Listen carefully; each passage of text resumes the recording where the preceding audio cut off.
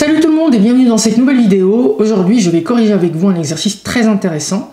Un exercice qui porte sur les fonctions, sur les dérivés, sur les limites, donc sur toute la partie analyse et qui est en relation avec les vidéos que j'ai publiées récemment. Des vidéos de cours, des vidéos d'exercice aussi, sur toute la partie dérivabilité et limite de fonctions. Aujourd'hui, l'objectif, c'est de démontrer, c'est de trouver une limite d'une fonction en plus infini lorsque l'on sait qu'en plus infini, sa dérivée tend vers un nombre réel positif. C'est un résultat qui est très intéressant, qui est très important, qui peut nous permettre de démontrer d'autres choses. Donc les amis, n'hésitez pas évidemment, comme à chaque fois, à mettre la vidéo sur pause, à essayer de le faire par vous-même. Évidemment, n'hésitez pas à regarder cette vidéo tout en étant abonné, ça prend 2 secondes, donc n'hésitez pas à vous abonner, à activer la cloche pour être prévenu des prochaines vidéos, ça permettra aussi à ma chaîne de prendre de la visibilité. N'hésitez pas aussi les amis à me suivre sur les réseaux sociaux, sur Instagram et sur Facebook pour avoir accès à toutes les publications en post Instagram. C'est toujours intéressant, être prévenu aussi quand je publie de nouveaux sujets, de nouvelles vidéos sur YouTube ou sur Instagram. N'hésitez pas aussi à m'écrire à mounir.cours, en particulier @gmail.com si vous êtes intéressé par un cours individuel ou collectif ou si vous êtes intéressé par un stage en mathématiques ou en physique-chimie de remise à niveau d'approfondissement. N'hésitez pas également à vous inscrire à ma newsletter, vous trouverez le lien en description de cette vidéo, et puis à me suivre également sur mon canal Telegram, dans lequel je publie aussi, je vais essayer de publier aussi beaucoup de conseils d'organisation, des conseils aussi en mathématiques et en physique-chimie. Et donc on va commencer la correction de cet exercice. Donc l'exercice est le suivant, comme vous pouvez le voir. Ici, on va considérer une fonction petit f qui est définie sur un intervalle, donc sur R, dans R, qui est dérivable sur R, et qui vérifie que la limite lorsque x tend vers plus infini de la dérivée f' de x est égale à L. Avec L, un réel strictement positif, et donc l'objectif c'est d'essayer de trouver la limite de la fonction petit f en plus infini. Donc on va commencer la correction de l'exercice. Évidemment, comme je l'ai dit à l'introduction de cette vidéo, n'hésitez surtout pas à essayer de faire l'exercice par vous-même. Désormais que vous connaissez l'énoncé, que vous l'avez sous les yeux, mettez sur pause et vous avez la possibilité, je pense que c'est même recommandé, d'essayer de faire par vous-même et puis ensuite de me dire en commentaire si les résultats que vous trouvez sont en cohérence avec ce que je trouve. Donc ici, les amis, la seule chose, la seule information dont on dispose, enfin il n'y en a pas qu'une seule, mais la principale, c'est que la limite lorsque x tend vers plus infini de f' de x de la dérivée est égale à L ici. Donc on va essayer de traduire ça d'une manière plus formelle à l'aide de la démonstration, de la définition que j'avais présentée de la divergence, ou de la convergence plutôt, ou de la tendance d'une fonction vers un réel L. Donc qu'est-ce qu'on peut écrire? On peut écrire que comme la limite lorsque x tend vers plus infini de f' de x est égale à L, d'accord? Alors, qu'est-ce qu'on sait? On sait que quel que soit epsilon positif, du coup, il existe un nombre a, d'accord, qui est positif, pour lequel, si x est supérieur à partir de ce rang-là, en fait, la valeur absolue, du coup, puisque la fonction f tend vers, donc je n'ai pas suffisamment de place, je vais l'écrire, je vais sauter. Donc, puisque f' tend vers L, ça veut dire que là, si x dépasse un certain rang, s'il est infiniment grand, à partir d'un certain seuil, la différence entre f' de x et L se réduit à moins de epsilon. Donc, la valeur absolue de la différence f' de x moins L, c'est-à-dire la distance que peut avoir f' de x par rapport à L, est inférieure à epsilon. Voilà donc, les amis, la définition de cette convergence vers une limite L. Alors, n'oubliez pas, ici, ce qui m'intéresse, donc ce qu'il faut garder en tête, c'est que ce qui nous intéresse ici, c'est la limite de f en plus infini, d'accord? Donc, ici, je dois partir de f', puis ensuite arriver à petit f. Donc, pour ce faire, il faut que j'essaie d'isoler le f', d'accord? Donc, on va considérer justement epsilon qui est supérieur à 0, soit epsilon strictement positif, donc il existe effectivement, pour appliquer la définition de la convergence vers L, il existe un réel, donc A qui est positif, pour lequel, tel que, donc du coup, pour tout x supérieur à A, qu'est-ce qu'on va avoir, supérieur ou égal à A, ou strictement, c'est la même chose, pour tout x strictement supérieur à A, ou supérieur ou égal, donc la valeur absolue de f' de x moins L est inférieure à epsilon, d'accord? Donc, on va prendre un x strictement supérieur à a, un réel x strictement x supérieur à a. Et on va considérer un élément qui appartient à ax. Et soit t, un élément qui va appartenir à l'intervalle, au segment ax, qui va être donc compris entre a et x.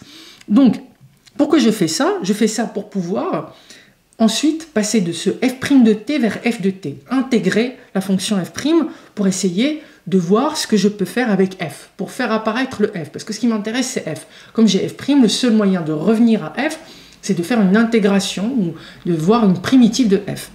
Donc ce t là que je viens de nommer, qu'est-ce qu'il a comme particularité? Donc il est supérieur à a, d'accord? Donc puisqu'il est supérieur à a, alors je peux dire que la valeur absolue de f' de t moins L est également inférieure strictement à epsilon, n'est-ce pas? Parce que cette proximité de epsilon, elle est valable pour tout t ou x, tout réel finalement, qui serait supérieur à a. Comme t appartient à a plus x, eh bien c'est valable aussi pour t. Donc qu'est-ce que je peux faire? Je peux transformer cette inégalité ici, je peux écrire f' de t moins L, compris entre moins epsilon et epsilon ici, d'accord? Et ensuite, qu'est-ce que je peux faire? Ce que je peux faire, c'est que justement, je peux isoler le L, le f' de t. Donc, je vais rajouter L de chaque côté. Donc, ce que je peux obtenir, c'est que f' de t est comprise, c'est dérivé entre epsilon plus L et moins epsilon plus L, d'accord? Ok, très bien. Bon, le truc, c'est que justement, ce epsilon, en fait, ça m'embête un petit peu, donc je vais choisir une valeur pour epsilon pour pouvoir majorer f' de t, n'est-ce pas? Donc, puisque ça, c'est valable pour tout epsilon, donc mon epsilon ici que je vais choisir, prenons par exemple, pour epsilon, la valeur de L sur 2, d'accord? Comme ça, je vais avoir moins L sur 2 plus L ici, je vais avoir supérieur à L sur 2, d'accord? Prenons pour epsilon la valeur de L sur 2.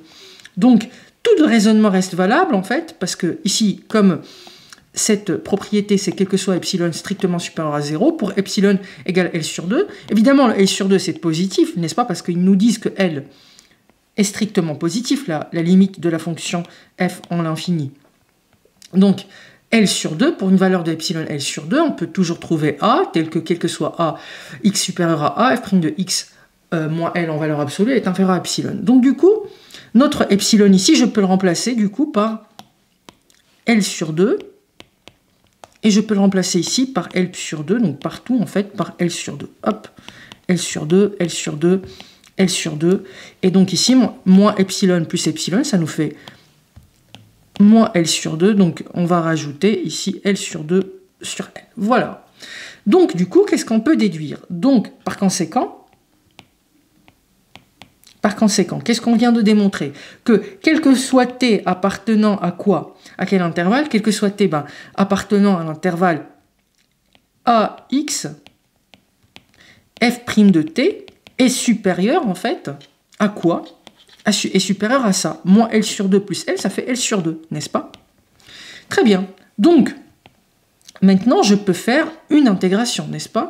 Donc, du coup, l'intégrale entre a et x de f' de t dt est supérieur, bon, supérieur, strictement supérieur ou égal, c'est la même chose, à l'intégrale entre a et x de L sur 2 dt. Très bien. Eh bien, ça signifie tout simplement, la primitive de f' de t, c'est f de t entre a et x.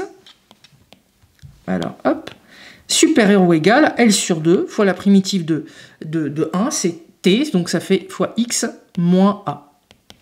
Donc, qu'est-ce qu'on sait? Donc, qu'est-ce qu'on peut déduire? D'où f de x moins f de a est supérieur ou égal à L sur 2 facteur de x moins a, n'est-ce pas? Parfait. Eh bien, nickel. Donc, qu'est-ce que je peux dire pour encore plus isoler le x? Par conséquent,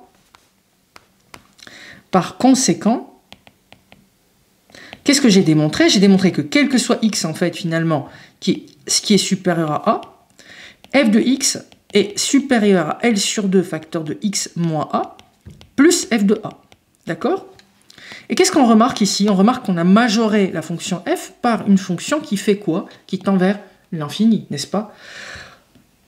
Comme la limite lorsque x tend vers plus l'infini de L sur 2 facteur de x moins a plus f de a est égal à plus infini, alors, qu'est-ce qu'on a démontré? Que la limite lorsque x tend vers plus l'infini de f de x est égal à plus infini également. Et donc ça, c'est un résultat qui est très intéressant.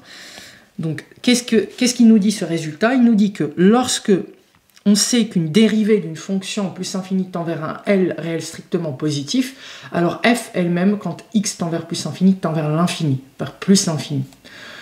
Voilà les amis, c'est un résultat qui est très intéressant, que je vous invite aussi à explorer lorsque petit l est égal à plus l'infini, parce que ici, petit l est égal à la limite de f', c'est un réel positif.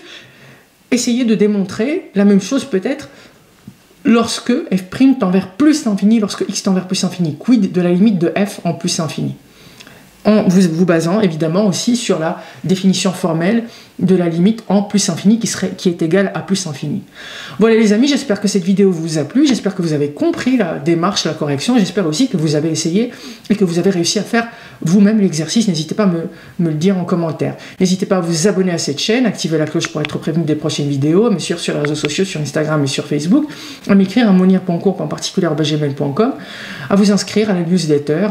Et puis je vous dis les amis à très bientôt pour une nouvelle vidéo.